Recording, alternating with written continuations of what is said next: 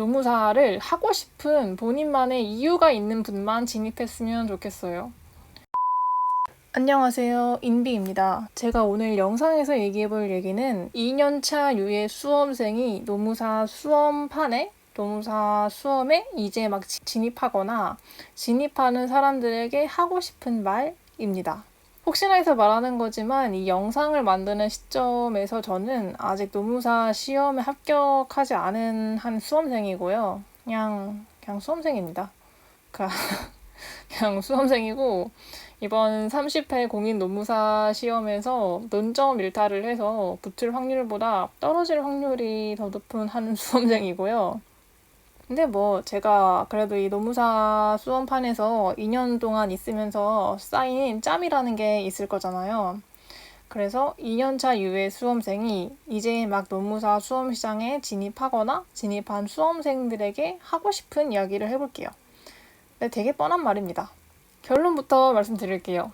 노무사를 하고 싶은 본인만의 이유가 있는 분만 진입했으면 좋겠어요.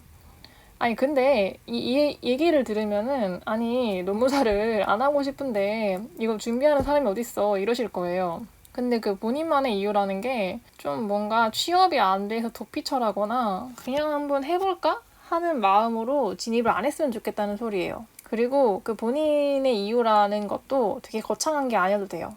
그냥 난 전문직 타이틀이 좋아. 그냥 나의 커리어에 확실한 발판이 될 것 같아. 이래도 돼요. 근데 이런 본인만의 이유가 필요하다고 한 저의 이유를 말씀을 드릴게요. 일단 첫 번째는 시험의 수준과 경쟁률의 증가인데요. 여러분, 점점 가면 갈수록 수험생들의 수준이 올라가고 있고 진입하는 사람들이 많다는 것은 알고 있죠. 근데 이게 수준이 올라간다 이런 정성적이고 추상적인 지표보다는 정량적인 지표를 한번 살펴볼게요. 왜냐면 너무 정성적인 지표를 얘기하면 너무 뇌피셜 같고 감이 잘 안 오니까 이거는 그냥 노무사 1차 경쟁률이라고 치면 나오는 뉴스 기사인데 한번 읽어볼게요.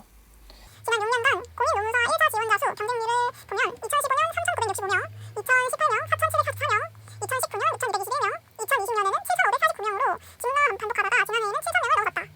갑자기 2019년에 확 뛰죠. 제가 진입했을 때 처음이 2019년이거든요. 그러니까 저는 이제 2018년 당시에 4,000명대 수준이라는 걸 보고 진입을 했을 거 아니에요. 근데 이제 제가 시험을 준비한 지 2년차가 되니까 거짓말처럼 거의 2배 가까이 증가했다. 아마 내년 되면 딱 8,000명 넘어가지 않을까 싶은데 그만큼 갈수록 경쟁률도 높아지고 허순이 어쩌니 해도 이렇게 되면 결국 시험 수준도 올라가고 합격하기가 굉장히 어렵겠죠. 그러니까 실제로 이번에 주변에 1차 본 친구들 말 들어봐도 예전에는 범위를 줄여보는 꼼수가 통했던 것 같거든요. 근데 이젠 그렇게 하면은 좀 까딱해서는 꽈락 나오겠다라는 느낌을 많이 받았어요. 그러니까 아실 분들은 아실 텐데 민법에 있어서 민총, 체각, 민법 총칙하고 체법 각칙 중에서 좀 출제 자주 되는 부분만 딱 집어서 공부한다든지 아니면 사회보험법에서 가성비 없는 부분을 아예 버린다든지 이런 게 이제 아직도 안 통하는 건 아닌데 좀 그 정도로 되게 시험에서 요구하는 수준이 점차 올라가고 있다는 느낌 받았고 때문에 이렇게 수준이 계속 올라가고 있는 만큼 직장 병행해서 딸 수 있다던데? 1년 안에 붙을 수 있다던데? 이런 후기만 보고 오시면 제 생각에는 아마 갈수록 미친 듯이 올라가는 경쟁률과 시험 수준 때문에 낭패를 볼 확률이 크다라는 거를 말씀드리고 싶었고요. 그리고 두 번째는 시험 난이도 측면이에요. 여러분, 저희 시험이 좀 어떤 시험인지 혹시 알고 계신가요? 본 게임이 2차부터니까 2차 위주로 말해볼게요. 저희는 서술형 시험이고요. 책을 통째로 외워서 쓰는 그런 종류의 시험이에요. 그래서 저는 이 시험이 생각보다 진입 장벽하고 난이도가 있는 것 같아요. 왜냐면 저희가 여태 준비했던 시험은 수능, 대학교 중간고사, 기말고사 정도였잖아요. 대부분 객관식 시험이거나 서술형이라 하더라도 몇십 장 PPT를 외워서 쓰는 정도의 시험 정도거든요. 근데 이 시험은 좀 장기 레이스 700페이지 정도나 적으면 300페이지 정도의 책을 한 권을 단권화시켜서 무한 회독을 하고 그 회독을 바탕으로 키워드를 뽑아서 해당 문제에 대해 서술해야 하는 시험이에요. 이게 무슨 말이냐면 이런 비슷한 종류의 시험을 준비해 본 적이 없는 분이라면 상당히 시행착오를 많이 겪을 거고 진입 장벽과 난이도가 있을 것 같다는 뜻이에요. 그러니까 제가 그랬고요. 저는 이거를 어디에서 많이 체감하냐면은 모의고사를 보면은 그러니까 항상 이제 제가 어디 위치에 있는지 이번 모의고사에 응시한 인원수가 얼마인지 이런 거를 계속 알려주거든요. 근데 이제 모의고사를 보는 이제 기수가 아니 뭐라 해야지? 그 시기가 GS 2기하고 GS 3기예요. 그래서 모의고사를 맨 처음 본 GS 2기 1회하고 모의고사를 마지막으로 본 GS 3기 6회하고 그 인원이 차이가 많이 나는 것 같아요. 다들 열정 그득그득하게 왔더라도 계속 모의고사에 치이다 보니까 중도 포기하는 인원수가 좀 많다는 거죠. 개인적인 체감으로는 마지막 모의고사쯤 되면은 실질적으로 모의고사를 제대로 치는 분이 좀 절반 정도로 떨어지는 것 같아요. 이거는 제 개인적인 의견이니까 많이 다를 수가 있는데요. 장에서 장까지 사라져가는 유산균이라는 광고 혹시 아시나요? 그러니까 그 유산균 같은 것도 이렇게 먹으면은 다 장으로 가는 게 아니라 다 걸러지고 해서 극히 일부의 유산균만 뭐 장에 도달한다. 뭐 이런 우린 튼튼한 그런 유산균을 판매한다. 이런 광고가 제가 그런 게 계속 생각이 나거든요. 근데 그 광고를 생각해 봤을 때 저희도 비슷한 것 같아요.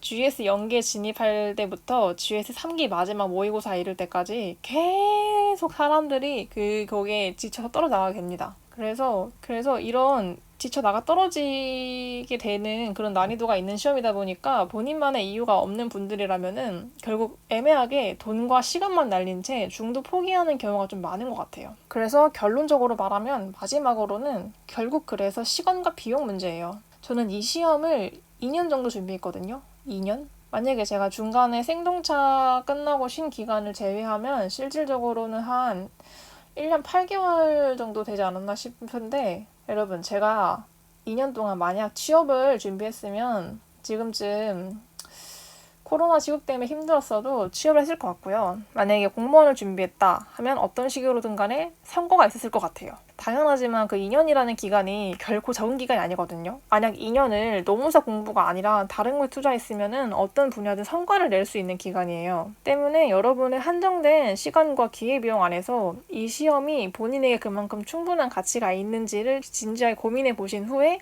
진입하셨으면 좋겠어요.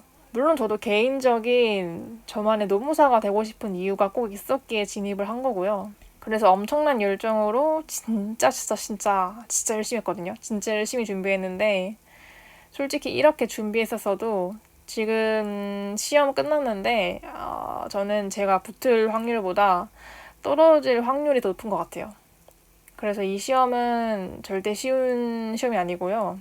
원래 시험을 준비하시다가 중간에 포기하시는 분들은 자세하게 글이나 수기 같은 거를 남기지 않아요. 결국 끝까지 가셔서 결과물을 성취하신 일부의 분들만 합격 수기를 쓰시고 그 흔적이 남아있기 때문에 합격 수기만을 보고 당연히 되겠지? 같은 막연한 생각을 가지고 들어오시지 마시고 진짜 내가 이거를 최소 2년 이상의 시간과 비용을 투자할 만큼 이 자격증이 나한테 가치가 있나? 내가 이 험난한 수험 생활을 견딜 만한 의지와 열정이 있나? 이거를 꼭 좀 고려해 봤으면 좋겠어요. 물론 이거는 제 개인적인 견해니까 참고용으로 봐주시면 되고요. 그리고 아직 시험에도 붙지 않은 한 수험생의 그냥 개인적인 그냥 의견이라는 점을 생각하셔서 그냥 참고용으로 봐주시면 감사하겠습니다. 혹시 궁금한 점 있으시면 전 이제 백수이기 때문에 댓글로 답변 달아드릴게요. 저희 긴 영상 봐주셔서 감사합니다.